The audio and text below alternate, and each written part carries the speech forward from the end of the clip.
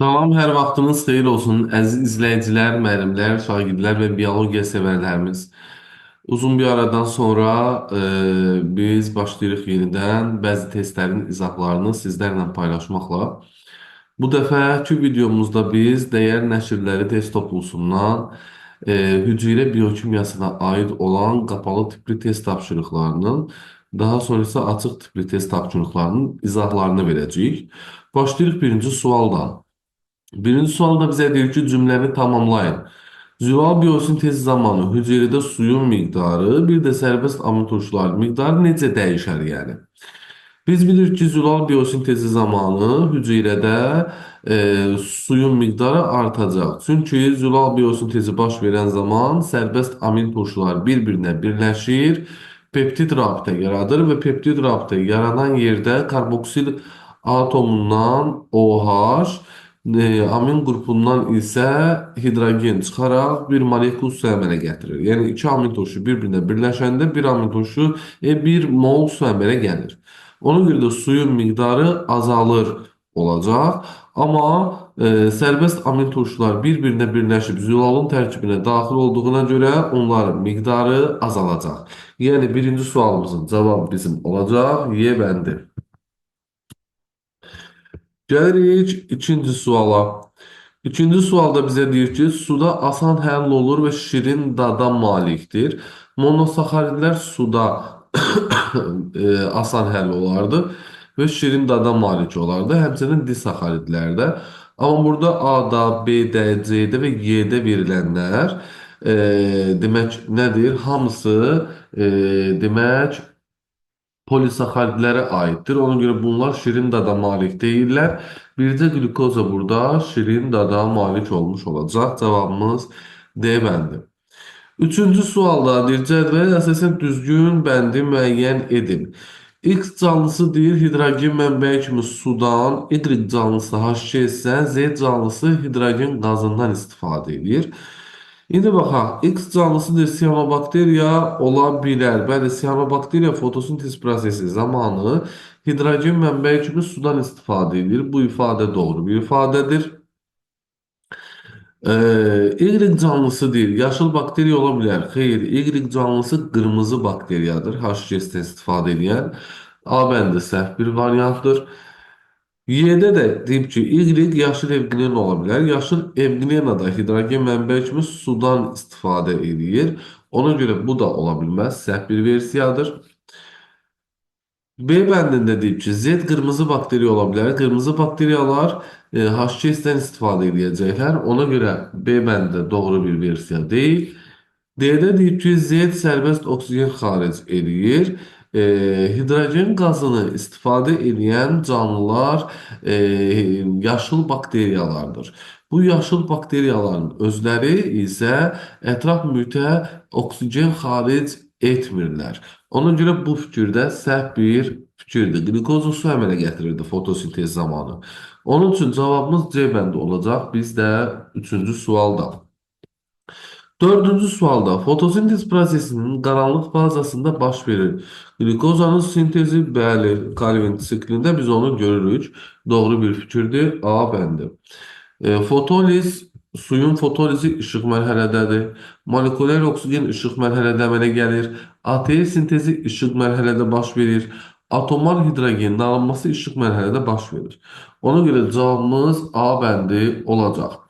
Bir şey diqqətinizə çatdırım ki, bəzən belə testləri izah verən zaman açıq şəkildə paylaşırıq da belə testləri biz. E, belə testləri izah verən zaman bəzi müəllimlərin tepkisi olur ki, bəs niyə görə elə cavabı A variantı dediniz, izah vermədik. Biz bu bir sualın üzərində açıq şəkildə hər bir şey izah versək, gərək fotosintez bölməsini tamamilə danışaq. Fotosintez prosesini başına ayağa hamısını danışaq. Onu biz danışa bilmədiyimizə görə və bu şifahi bir sual olduğuna görə siz gedib kitabdan oxuyub bunu tapa bilərsiniz.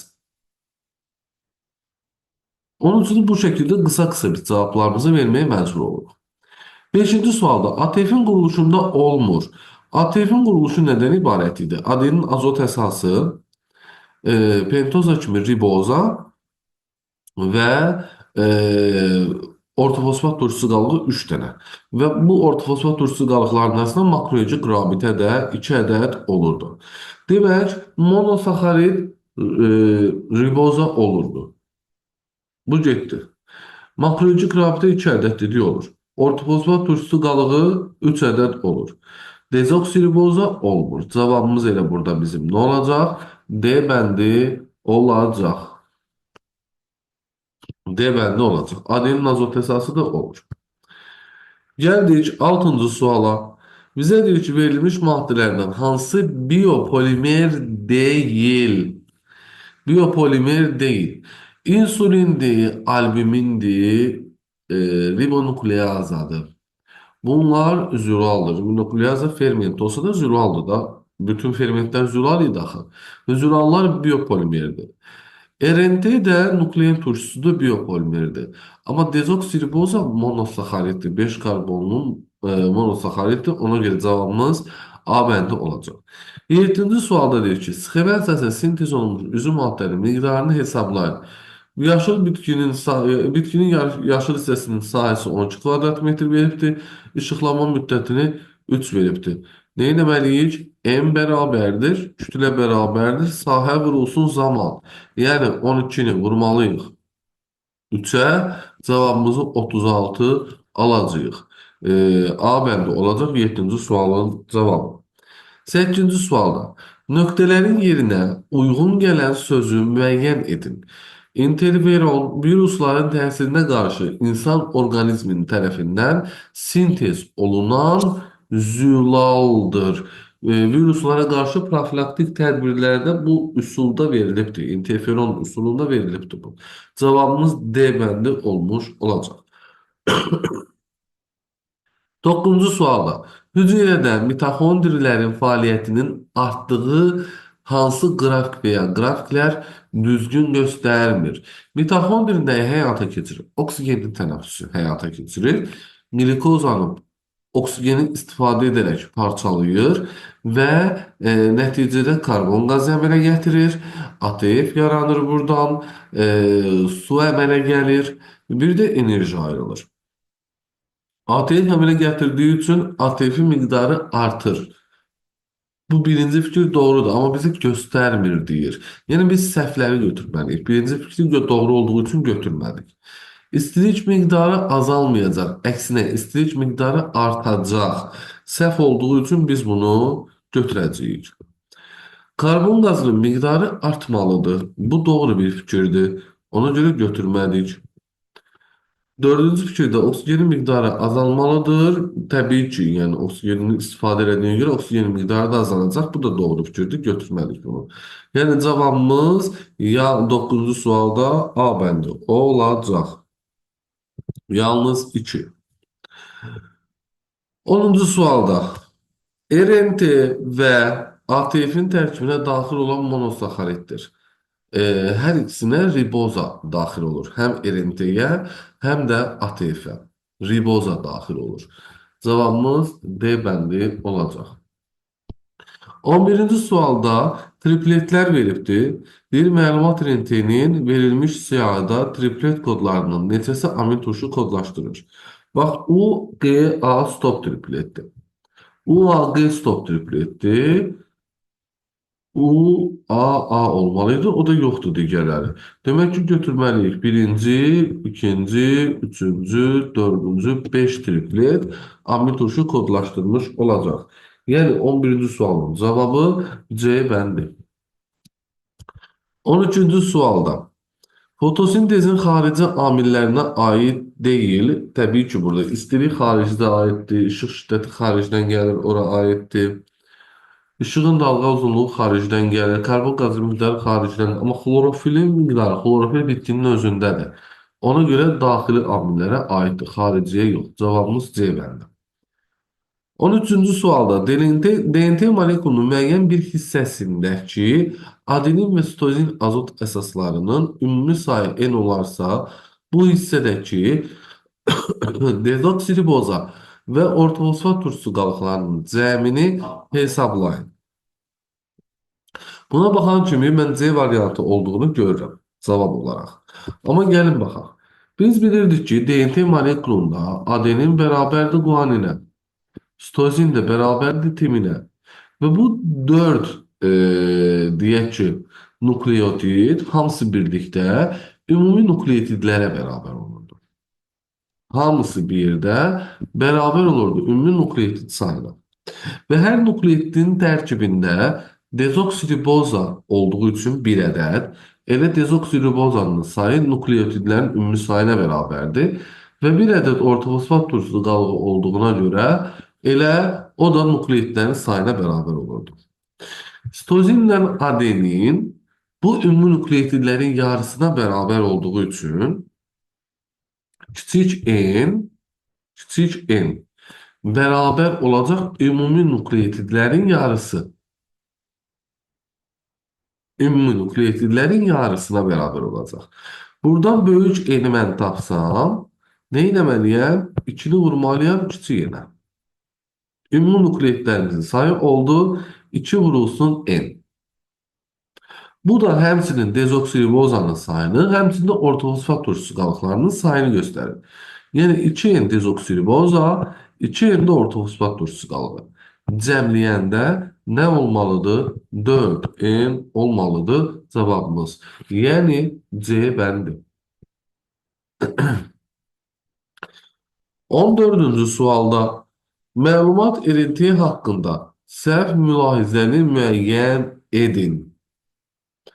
Tərkibindəki guanin azot əsaslarının sayı həmişə sitozin azot əsaslarının sayına bərabər olur. Təbii ki, xeyr. Bu DNT olsaydı doğru olar. Amma məlumat RNT-də bərabər ola da bilər, olmaya da bilər. Bu səhv bir fikirdir. Elə cavabımız A bəndidir bu. Çünki məlumat RNT bir zəncirlidir. Bunun qarşısında komplementar olacaq ikinci zəncir olmadığına görə guaninin sayı sitozinin sayına bərabər də ola bilər, olmaya da bilər. Onun üçün də cavabımız A bəndi olacaq. Yenə digər variantları oxuyaq. Tərkibində timin azot əsası olmur. Bu doğrudur. DNT-yə xasdır timin. Bir zəncirlidir. Bu da doğrudur. Zülal biosintezində bilavasitə iştirak edir. Bəli, məlumat irinti ribosoma birləşməsi nəticəsində zülal sintezi olunur. Bu doğrudur. Nüvə və sitoplazmada ola bilər. Bəli, bu da doğru bir fikirdir. Transkripsiyada nüvədə, transliyasiyada isə sitoplazmada olur. 15-ci sualda hüceyrədə bir çox zülallar bioloji katalizator rolu oynayır. Bu zülalların hansı funksiyası ilə əlaqədardır? Katalizator olur. Hüceyrədə fermentlər, yəni fermentativ funksiyaya aiddir. Cavabımız B bəndi. 16-cı sualda monomeri glikozadır. Nəyin? Glikoza karbohidratdır. Nəyin monomeri ola bilir? Polisaxaridlərin. Polisaxarid də burada bir dənə sellulozanı görmüş oluruq. Nəqliyyat renti nuklein turşusudur. ATP sintitaza zülaldır. Yəni fermentdir. Zülaldır. Monomeri amin turşusudur. Nəqliyyat rentinin də monomeri nukleotiddir. Dezoksiriboza ümumiyyətlə özü monomer şəklində olan bir karbohidratdır, monosaxaridlərə aid olan. Yağlar da polimer maddə deyil, tetramerdirlər. Ona görə onların monomeri var ifadəsini işlədə bilmirik. 17-ci sualda deyir ki, nöqtələrin yerinə 3 rəqəm yazmaq olmaz. Hüceyrədə 3 növ nuklein turşuları olur. Xeyr, 2 növ nuklein turşusu olur. DNT və RNT. İkinci fikirdə deyir ki, bir triplet bir amin turşuya uyğun gəlir olmalıdır. Bir triplet bir amin turşuya uyğun gəlir. Bu şəkildə qeyd edirik fikir olaraq bunu. Üçüncü fikirdə adenozin trifosfat turşusunda 3 ədəd ortofosfat turşusu qalığı olur. Quruluşuna baxsaz görərsiniz. Dördüncüdə hər bir amin turşunun kodlaşdırılmasında 3 ədəd nukleotid və yaxud da 1 ədəd triplet iştirak edir. 3 yazmaq olmaz. Birinci, ikinci fikirə. Yəni cavabımız C bəndi. 18-ci sualda deyir ki, DNT-nin müəyyən bir hissəsinə aid sxemdə rəqəmlərlə işarə olunmuş molekullardan hansı və ya hansıları RNT-nin quruluşunda olmur? RNT-nin quruluşunda nə olmayacaq? Timin azot əsası, bir də dezoksiriboza. Biz onları tapmalıyıq da. Düzdür? Biz bunları tapmalıyıq. Tamam. Yumrularla işarə olunanlar, bax bunlar. Fosfat turşusu qalğıdır. Hamısı. Bir, fosfat turşusu qalğıdır. Bu RNT-də var. İki, bunlar pentozadır. Yəni dezoksiribozadır. İkini götürəcəyik. İkini götürəcəyik. Baxırıq ki, orta hissədə olanlar isə azot əsaslarıdır. Bu azot əsaslarından ölçücə böyük olanlar guanin və adenin idi, kiçik olanlar sitozin və timin idi. Düzdür? Bunları indi necə müəyyən edirik? Ortadakı hidrogen rabitələrinə bax. 3 rabitə yaradıb, ölçücə böyük olan guanindir. Ölçüdə kiçik olan sitozin. 2 rabitə yaradıb, ölçücə böyük olan adenindir, kiçik olan timindir. Timini də 5 ilə işarə edib burada. Yəni cavabımız nə olacaq? 2 və 5 olacaq. Y bəndi olur 18-ci sualın cavabı. 19-cu sualda cədvələ əsasən x-i müəyyən edin. Hidrogen rabitələrinin ümumi sayı A-dır. Adenin azot əsaslarının sayı hidrogen rabitələrinin ümumi sayı kiçik n-dir. Adenin azot əsaslarının sayı A-dır. Sitozin azot əsaslarının sayı x-dir. Biz bilirik ki, hidrogen rabitənin sayı 2 adenin plus 3 sitozin bərabərli hidrogen rabitənin sayıdır. Gətirək yerinə qoyaq da 2 vurulsun kiçik A, üstə gəlsin 3 dənə sitozin. Bərabərli hidrogen rabitənin qiyməti də n olsun. 3 sitozin burada bərabərdir. Ümumi hidrogen rabitəsindən çıxaram adeninlərin sayını 2A-nı. S də bərabərdir. N çıxılsın 2A bölünsün 3. Yəni cavabımız A bəndi olur 19-cu sualda. Devam edirik. 20-ci sualda bizə deyir ki, sxema səsin yanlış bəndi müəyyən edin. ATF-ə aid olanları müsbət, aid olmayanları mənfi ilə göstərin. Bu şəkildə. İndi bu uyğunluq pozulanı biz səhv olaraq götürəcəyik. A bəndində deyir ki, X-dir tərkibində 2 makroelektrik rabitə olur. ATF-in tərkibində 2 makroelektrik rabitə var. Doğru fikirdir, müsbət qoyulubdur, uyğun gəldi.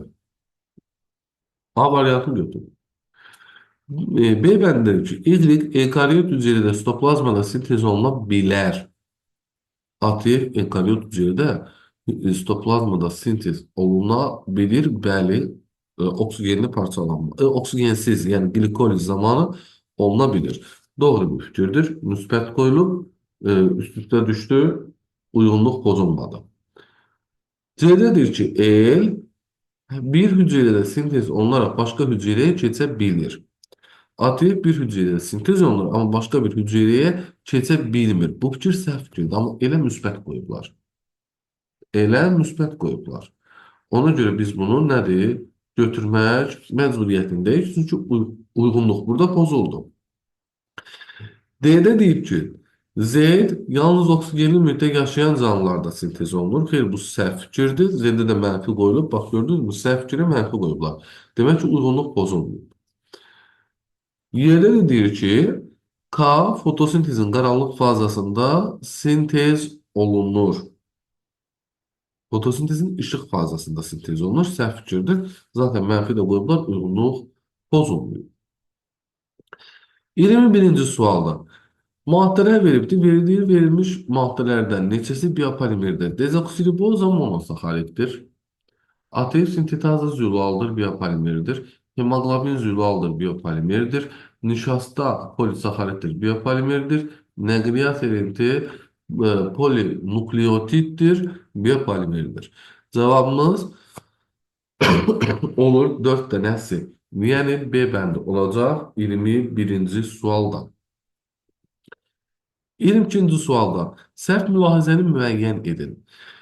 Tamam, energetik mübadilələrin üçüncü mərhələsində, yəni oksigenli mərhələdə, oksigenli fazə və yaxud da hidroliz mərhələsi deyəcəyik. Mitoxondri daxilində süd turşusu hidrolizə uğrayır. Bu doğru bir fikirdir.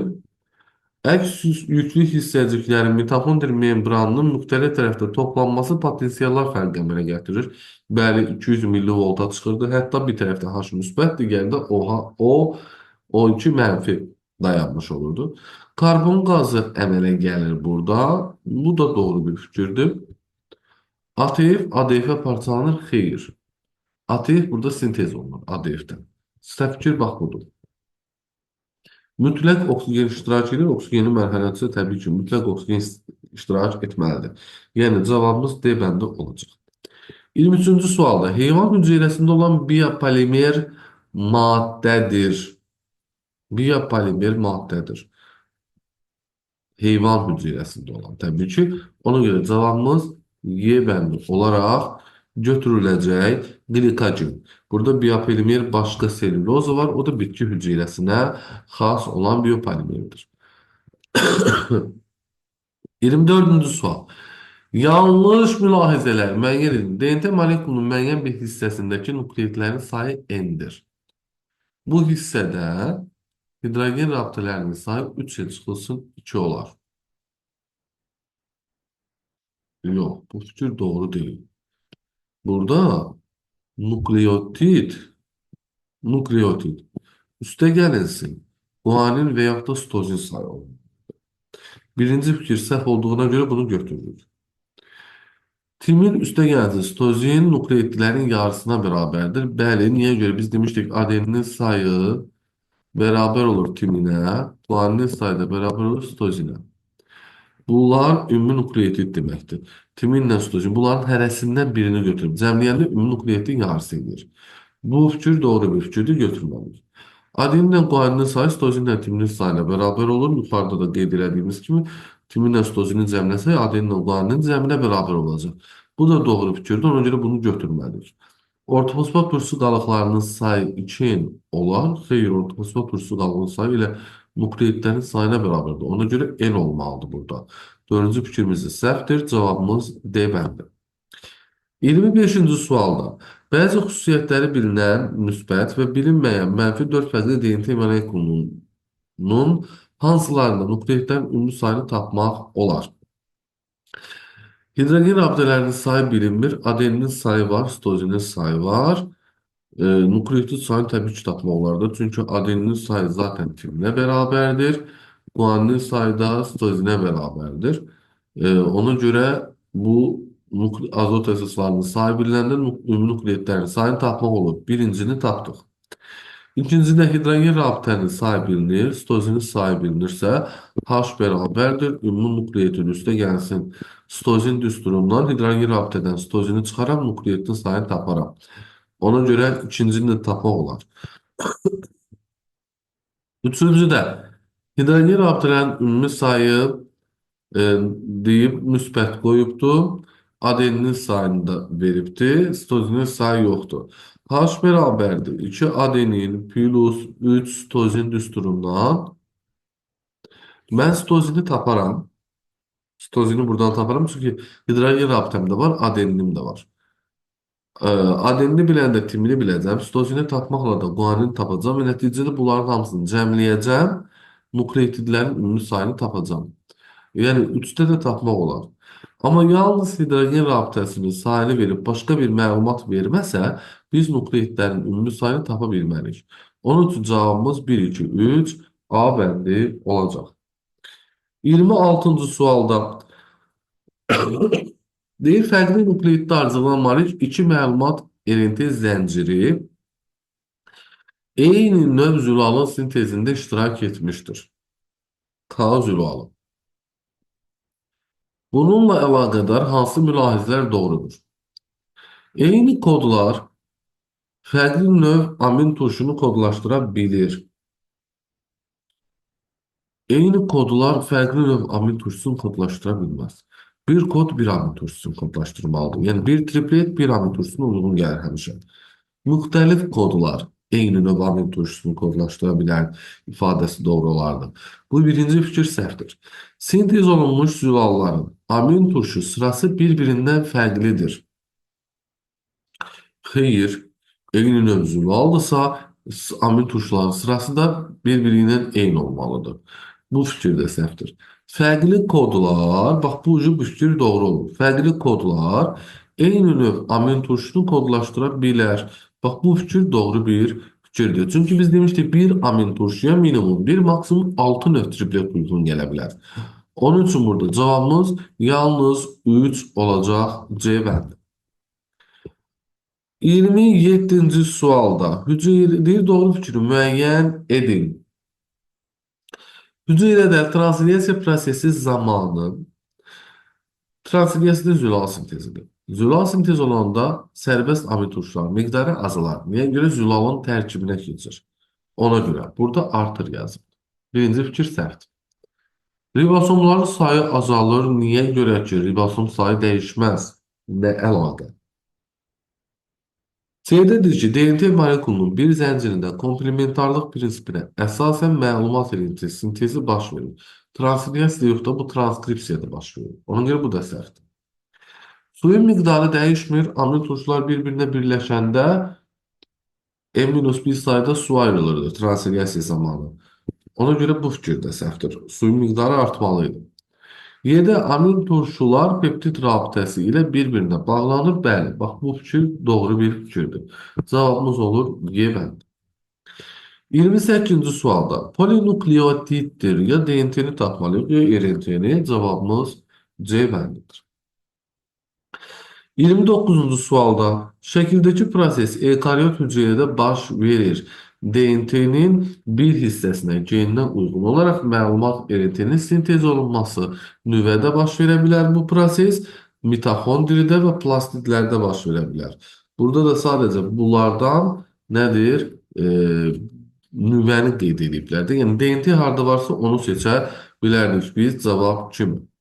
30-cu sualda şəkildəki proses eukaryot hüceyrədə baş verir. Bu transilyasiya prosesidir. Və transilyasiya prosesi ribosomda baş verəcəkdir. Yəni ribosom da hardadır? Sitoplazmada ola bilir. Dənəvər endoplazmatik şəbəkənin membranları üzərində ola bilir. Mitoxondrida ola bilir. Plastiddə ola bilir. Burada da yəni cavabımız C bəndi. Sitoplazmada ribosomlar sərbəst halda yerləşən ribosomlarda bu proses baş verə bilər. 31-ci sualda deyir, DNT-nin bir zəncirinin müəyyən hissəsindəki nukleotid arıcılığına əsasən molekulun bu hissəsindəki nukleotidlərin əmələ gətirdiyi hidrogen rabitələrinin sayının guanin nukleotidlərinin sayına nisbətini tapın. Tamam. Buna uyğun komplementarlıqla ikinci bir zəncir yaratmalıyıq. Adeninin qarşısında timin. Timinin qarşısında adenin. Sitozinin qarşısında guanin. Adeninin qarşısında timin. Timinin qarşısında adenin. Guaninin qarşısında sitozin. Sitozinin qarşısında guanin. Timinin qarşısında adenin. Adeninin qarşısında timin. Guaninin qarşısında sitozin. Guaninin qarşısında sitozin və sitozinin qarşısında guanin. İndi bu xəttləri saysaq hidrogen rabitəsi kimi 1, 2, 3, 4, 5, 6. 6 dənə 2 qat rabitə var. 12 bu eləyir. 1, 2, 3, 4, 5, 6 dənə 3 qat rabitə var. 18 dənə də bu eləyir. 12, 18, 30 dənə hidrogen rabitəsi var. Deyir ki, molekulun bu hissəsindəki guanin nukleotidlərin sayına nisbəti. Molekulun bu hissəsində bir dənə guanin burada var. Bir dənə guanin burada var. 3, sonra 4, 5, 6 dənə də guanin var. 30 hidrogen rabitənin sayının 6-nın guanin sayına nisbəti 5-in 1-ə etmiş olur. Yəni 31-ci sualın cavabı C bəndi olacaq. Davam edirik. 32-ci suala. Sual işarəsinin yerinə nə yazılmalıdır? Assimilyasiyanın, dissimilasiyanın cəmi maddələr mübadiləsini əmələ gətirdi, metabolizmə bərabər olur.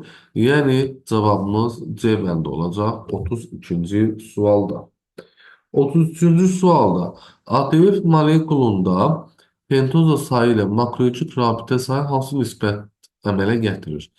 Pentoza sayı bir dənədir, bir dənə ribozası var, bir dənə də makroçik rabitəsi var da ADF-in. Çünki iki fosfat turşusu qalığı var, arasında bir dənə makroçik rabitə olur. Yəni cavabımız C bəndə olacaq 33-cü sualda. 34-cü sualda. Hansı kimyəvi reaksiya yalnız prokaryot orqanizmdə gedə bilər? A bəndi fotosintezin reaksiyasıdır. Həm prokaryotda, həm eukaryotda gedə bilər. B bəndi oksigenli parçalanmanın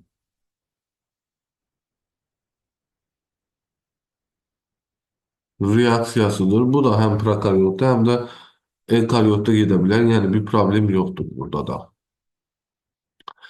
C bəndi karbon qazı 12 hidrogen, glikoza və su əmiri. Yəni bu yaşıl bakteriyanın reaksiyasıdır, fotosintez reaksiyasıdır. Bu yalnız prokaryotda gedə bilər. Yəni cavabımız C bəndi olacaq 34-cü sualda.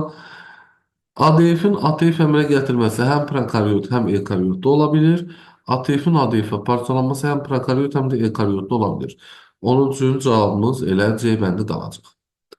35-ci sualda deyir ki, cədvələ əsasən x çıxılsın y 120 olubsa, neçə molekul süd turşusu parçalanmışdır? Oksijeni parçalanmanın reaksiya tənliyinə əsasən əmələ gələn ATF molekullarının sayı normalda 36-ya bərabərdir. Karbon qaz molekullarının sayı 6-ya bərabərdir. Demək, e, biz oksijenin parçalanma reaksiyasına baxanda 2 mol süd turşusu parçalananda görürük ki, bunlar arasındakı fərq x-in y-ə olan fərqi 36-dan 6-nı çıxanda 30-dur. Bəs neçə mol süd turşusu parçalananda bu 120-yə bərabər olacaq? X bərabərdir 120-ni vuracağıq 2-yə, böləcəyik 30-a, bu da eləyəcək 8. Yəni A bəndə olur 5-ci sual, 35-ci sualın cavabı. 36-cı sualda maddələri canlı hüceyrədə miqdarının artma ardıcıllığı ilə düzün. Demək ki, su ortalama olaraq 70-80% olurdu. Mineral duz 1,5% olurdu. Üzvi birləşmələr 18,5-29% olmuş olacaqdır. Artma ardıcılığı düzülürsə 1, 3, 2 şəklində düzməliyik. Cavabımız D bəndi 36-cı sualda. 37-ci suala gəldik. Bizə deyir ki, fotosintezin sürətinin havanın temperaturdan asılı qrafiki hansı variantda doğru göstərilmişdir? 25-35 dərəcəyə qədər fotosintez artırdı sürəti, ondan sonra isə zəifləyirdi və dayanırdı. Bax, elə burada da bunu göstərib də. Cavabımız B bəndi. 38-ci sualda DNT molekulunda ölçücə böyük olan azot əsaslarına malik olan nukleotlərin sayının cəmi, yəni adeninlə guaninin sayının cəmi həmişə bərabər olur. Nəyə? Sitozinlə timinin cəminə. Çünki sitozin sayı ilə guaninə bərabərdir, timin sayı ilə adeninə bərabərdir. Ona görə sitozinlə timin nukleotlərin cəminə bərabərdir. Cavabımız A bəndidir. Heç digər versiyaları oxumağa ehtiyac yoxdur. 39-cu sualda klasterdə sual işarəsinin yerinə yazıla bilər. Həm karbohidrat yazıla bilməz deyir. Karbohidratlara da aid olmalıdır sual işarəsi. Zülallara da, yağlara da inşaat funksiyasını yerinə yetirirlər. Bu doğru bir fikirdir. Hər üçünə aiddir. Polimer maddələrdir, yazıla bilməz. Çünki yağlar polimer maddə deyil. Karbohidratlardan polisaharidlər yenə var. Amma yağlar polimer deyillər. Yəni tetramerdirlər. Ona görə elə cavabımız B bəndi olacaq. Bütün canlı hüceyrələrdə olurlar. Bəli, üzvi maddələrdir. Təbii ki, energetik funksiyanı yerinə yetirir. Təbii ki. Amma yəni B bəndi yağlara yaramadı. Sonra 40-cı sualla DNT'nin timin nukleiti, RNT'nin urasil nukleitindən sistemdə hansı rəqəm və ya rəqəmlərlə göstərmiş hissəyə uyğun fərqlənmir. Fərqlənmir. İndi baxaq. Bax, DNT'də timindir, dezoksiribozadır və fosfat turşusu qalıqdır. RNT'də urasildir, ribozadır və yenə fosfat turşusu qalıqdır. Hansı fərqlənmədi? Azot əsası fərqləndi. E, Pentozası fərqləndi, amma ortofosfat turşusu qalığı fərqlənmədi. Onun üçün cavabımız Y bəndi. 41-ci sualda min nukleotiddən ibarət olan DNT molekulunda 3 qat hidrogen rabitələrinin cəmi 300-ə bərabərdir. 3 qat hidrogen rabitəsinin cəmi 300-dürsə, 3 qat hidrogen rabitə guanin ilə sitozin arasında olur da. Ona görə guaninin də sayı bərabərdir 300-ə, sitozinin də sayı bərabərdir 300-ə. Adenin nukleotidlərin sayını istəyir. 1000-lə çıxacaqsan bunların cəmini 600-dür. Yerdə qalacaq 400 nukleotid adeninlə timinin cəminə. Zaten adenin sayı da timin sayına bərabər olduğuna görə 400-ü yarıya böləndə biz cavabımızı 200 olaraq Y bəndi alırıq. 42-ci sualda cədvəldə verilmiş DNT molekullarındakı hidrogen rabitələrinin sayının düzgün müqayisəsinin verildiyi bəndi tapın. Nukleotidlərin ümumi sayını veribdir, sitozinlərin sayını qeyd edibdir. Zaten nukleotidlərin ümumi sayı ilə sitozinlərin sayı və yaxud da guaninlərin sayının cəmi hidrogen rabitəsini verir də. Biz də deməli birincidə X üçün hidrogen rabitəsi bərabərdir 360-a. İkincidə hidrogen rabitə bərabərdir 380-ə. Üçüncüdə hidrogen rabitə bərabərdir 360-a. Deməli X bərabərdir Z-də. O da küçükdür Y-də. Yəni cavabımız D bəndi. 43-cü sualda deyir ki, uyğunluğu müəyyən edin. Ribosom RNT-si, məlumat RNT-si, nəqliyyat RNT-si. Özünə amin turşu birləşdirərək onun zülalların sintez olunduğu yerə daşıyır. Bu aiddir 3-cüyə. 3-ə aid oldu A. Ribosomun əsas tərkib hissəsini təşkil edir. Bu ribosom RNT-sidir. 1-ə aid oldu B. Zülalın ilkin quruluşu haqqında məlumatı zülalın sintez olunduğu yerə aparır. Bu da məlumat RNT-sidir. 2-yə də aiddir C. 1-ə B, 2-yə C, 3-ə A. Yəni cavabımız Y bəndi olacaq. 44-cü sualda bizə deyir ki, hüceyrədə baş vermiş biyokimyəvi dəyişikliklərlə əlaqədar qrafiklər verilmişdir. Bu qrafik və ya qrafiklərə əsasən hüceyrədə transliyasiya, yəni zülal sintezinin baş verdiyini söyləmək olar. Zülal sintezi zamanı enerji istifadə olunar, sintez prosesidir. Enerji istifadə olunar və amin turşunun sayı azalar. Sərbəst halda olan amin turşunun sayı azalar. Çünki zülalın tərkibindən keçər və bu zamanda su əmələ gəldiyi üçün suyun miqdarı da artmalıdır. Peptid rabitənin də miqdarı artmalıdır amin turşular arasında yarandığı üçün. Söyləmək olardı. Baxaq, sərbəst nukleotidlərin sayı azalıb. Xeyr, transliyasiya ilə bunun əlaqəsi yoxdur. Dəyişməməlidir, yəni transliyasiyada. Ona görə birinci fikir nə deyir? Yəni, qəbul olunmur da səhv bir fikirdir. İstifadə olunan ATF miqdarı artar, azalmaz. Bu da səhv fikirdir. İstifadə olunan ATF miqdarı arta-arta gedər. Zülal molekul nə qədər uzun olacaqsa, nə qədər çox sintez baş verəcəksə, o qədər çox enerji istifadə olunacaq. Ona görə istifadə olunan enerjinin miqdarı artmış olur, azalmaz. Hüceyrədəki ATF miqdarı desəydi, bəli, azalardı. Suyun miqdarı azalmaz, artar. Çünki əmələ gəlir M-1 sayda. Peptid rabitənin sayı isə artacaq. Bu da doğru fikirdir. Yəni cavabımız C bəndi yalnız 4 olacaq. Belə əzizlərim, Bu dəfəki test izahlarımızdan bu qədər. İnşallah növbəti video izahımızda biz biyokimiyaya aid olan açıq test tapşırıqlarının izahlarını verəcəyik. Sağ olun, hələlik.